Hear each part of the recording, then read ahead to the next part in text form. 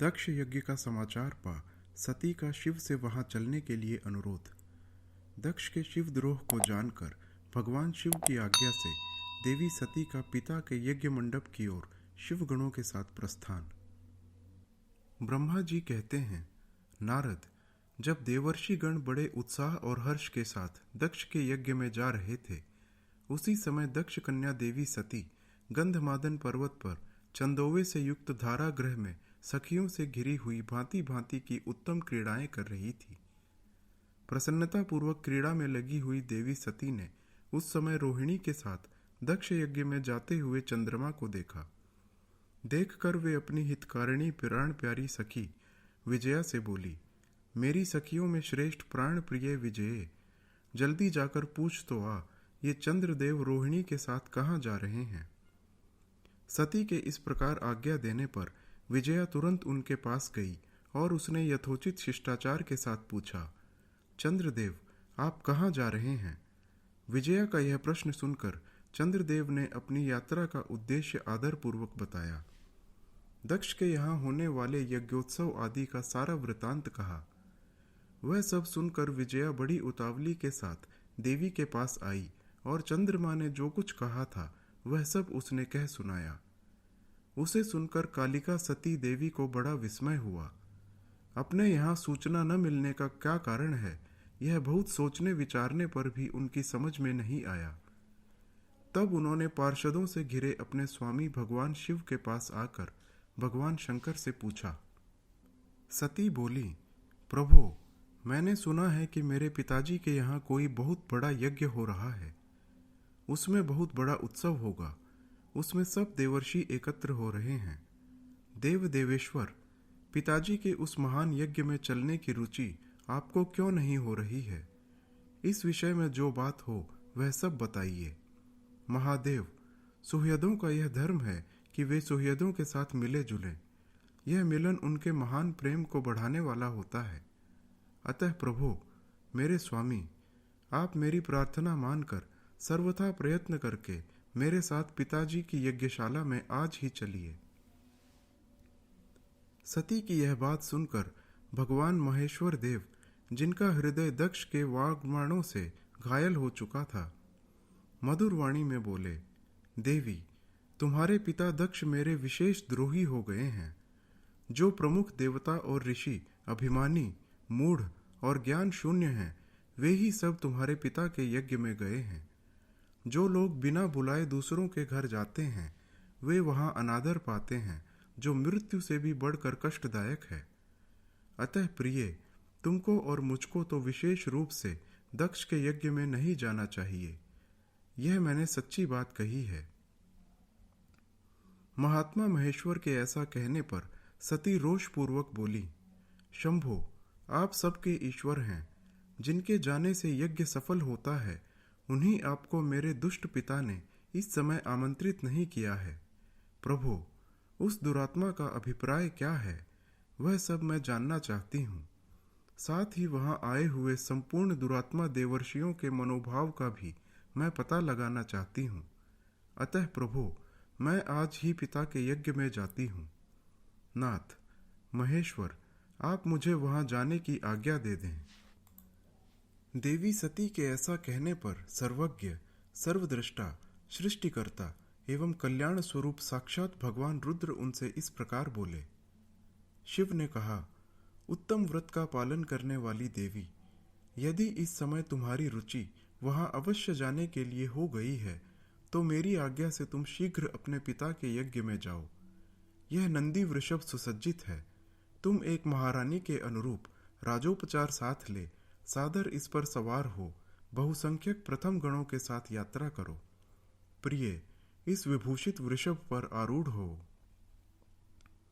रुद्र के इस प्रकार आदेश देने पर सुंदर आभूषणों से अलंकृत सती देवी सब साधनों से युक्त हो पिता के घर की ओर चली।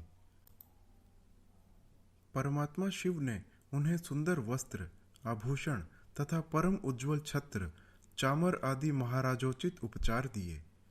भगवान शिव की आज्ञा से 60,000 रुद्रगण बड़ी प्रसन्नता और महान उत्सव के साथ कौतूहल पूर्वक सती के साथ गए।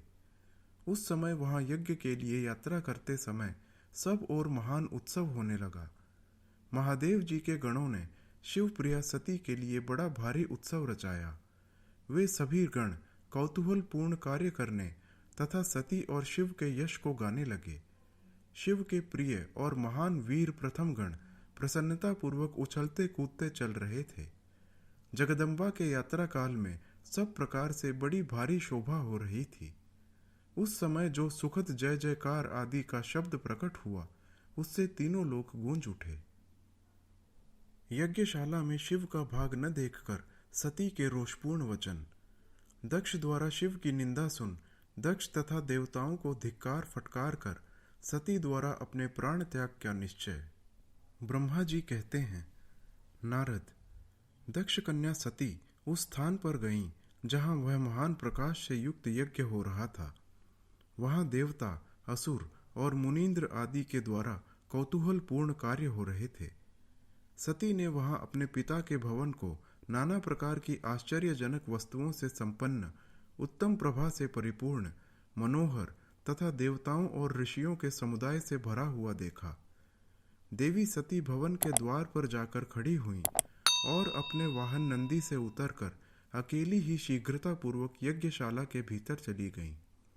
सती को आया देख उनकी यशस्विनी माता असिकनी ने और बहनों ने उनका यथोचित आदर सत्कार किया, परंतु दक्ष ने उन्हें देखकर भी कुछ आदर नहीं किया तथा उन्हीं के भय से शिव की माया से मोहित हुए दूसरे लोग भी उनके प्रति आदर का भाव न दिखा सके। मुने, सब लोगों के द्वारा तिरस्कार प्राप्त होने से सती देवी को बड़ा विस्मय हुआ, तो भी उन्होंने अपने माता पिता के चरणों में मस्तक झुकाया। उस यज्ञ में सती ने विष्णु आदि देवताओं के भाग देखे, परंतु शंभु का भाग उन्हें कहीं नहीं दिखाई दिया। तब सती ने दुस्सह क्रोध प्रकट किया। वे अपमानित होने पर भी रोष से भरकर सब लोगों की ओर क्रूर दृष्टि से देखती और दक्ष को जलाती हुई सी बोली। सती ने कहा, प्रजापते, आपने परम मंगलकारी भगवान शिव को इस यज्ञ में क्यों नहीं बुलाया, जिनके द्वारा यह संपूर्ण चराचर जगत पवित्र होता है, जो स्वयं ही यज्ञवेत्ताओं में श्रेष्ठ, यज्ञ के अंग, यज्ञ की दक्षिणा और यज्ञकर्ता यजमान हैं। उन भगवान शिव के बिना यज्ञ की सिद्धि कैसे हो सकती है। अहो, जिनके स्मरण करने मात्र से सब कुछ पवित्र हो जाता है, उन्हीं के बिना किया हुआ यह सारा यज्ञ अपवित्र हो जाएगा। द्रव्य, मंत्र आदि, हव्य और कव्य, ये सब जिनके स्वरूप हैं, उन्हीं भगवान शिव के बिना इस यज्ञ का आरंभ कैसे किया गया। क्या आपने भगवान शिव को सामान्य देवता समझकर उनका अनादर किया है। आज आपकी बुद्धि भ्रष्ट हो गई है, इसीलिए आप पिता होकर भी मुझे अधम जच रहे हैं। अरे, ये विष्णु और ब्रह्मा आदि देवता तथा मुनि अपने प्रभु भगवान शिव के आए बिना इस यज्ञ में कैसे चले आए। ऐसा कहने के बाद शिव स्वरूपा परमेश्वरी सती ने भगवान विष्णु, ब्रह्मा, इंद्र आदि सब देवताओं को तथा समस्त ऋषियों को बड़े कड़े शब्दों में फटकारा। ब्रह्मा जी कहते हैं, नारद, इस प्रकार क्रोध से भरी हुई जगदम्बा सती ने वहां व्यथित हृदय से अनेक प्रकार की बातें कही। श्री विष्णु आदि समस्त देवता और मुनि जो वहां उपस्थित थे, सती की बात सुनकर चुप रह गए। अपनी पुत्री के वैसे वचन सुनकर कुपित हुए दक्ष ने सती की ओर क्रूर दृष्टि से देखा और इस प्रकार कहा। दक्ष बोले, भद्रे, तुम्हारे बहुत कहने से क्या लाभ। इस समय यहाँ तुम्हारा कोई काम नहीं है। तुम जाओ या ठहरो, यह तुम्हारी इच्छा पर निर्भर है। तुम यहाँ आई ही क्यों। समस्त विद्वान जानते हैं कि तुम्हारे पति शिव अमंगल रूप हैं। वे कुलीन भी नहीं हैं, वेद से बहिष्कृत हैं और भूतों, प्रेतों तथा पिशाचों के स्वामी हैं। वे बहुत ही कुवेश धारण किए रहते हैं, इसीलिए रुद्र को इस यज्ञ के लिए नहीं बुलाया है। बेटी, मैं रुद्र को अच्छी तरह जानता हूँ, अतः जानबूझकर ही मैंने देवर्षियों की सभा में उनको आमंत्रित नहीं किया है। रुद्र को शास्त्र के अर्थ का ज्ञान नहीं है, वे उद्दंड और दुरात्मा हैं। मुझ मूढ़ पापी ने ब्रह्मा जी के कहने से उनके साथ तुम्हारा विवाह कर दिया था। तुम क्रोध छोड़कर शांत हो जाओ। इस यज्ञ में तुम आ ही गई तो स्वयं अपना भाग ग्रहण करो। दक्ष के ऐसा कहने पर उनकी त्रिभुवन पूजिता पुत्री सती ने शिव की निंदा करने वाले अपने पिता की ओर जब दृष्टिपात किया, तब उनका रोष और भी बढ़ गया। वे मन ही मन सोचने लगी कि अब मैं शंकर जी के पास कैसे जाऊंगी। यदि शंकर जी के दर्शन की इच्छा से वहां गई और उन्होंने यहाँ का समाचार पूछा तो मैं उन्हें क्या उत्तर दूंगी। तदनंतर तीनों लोकों की जननी सती रोषावेश से युक्त हो लंबी सांस खींचती हुई अपने दुष्ट हृदय पिता दक्ष से बोली। सती ने कहा, जो महादेव जी की निंदा करता है अथवा जो उनकी होती हुई निंदा को सुनता है, वे दोनों तब तक नरक में पड़े रहते हैं जब तक चंद्रमा और सूर्य विद्यमान हैं। अतः तात, मैं अपने इस शरीर को त्याग दूंगी, जलती आग में प्रवेश कर जाऊंगी। अपने स्वामी का अनादर सुनकर अब मुझे अपने इस जीवन की रक्षा से क्या प्रयोजन।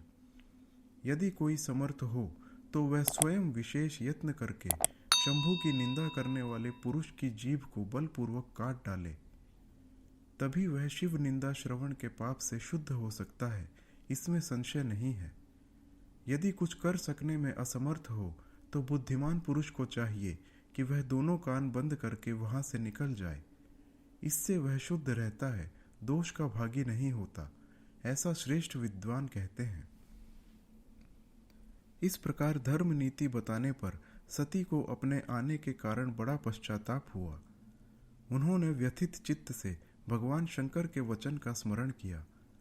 फिर सती अत्यंत कुपित हो दक्ष से, उन विष्णु आदि समस्त देवताओं से तथा मुनियों से भी निडर होकर बोली।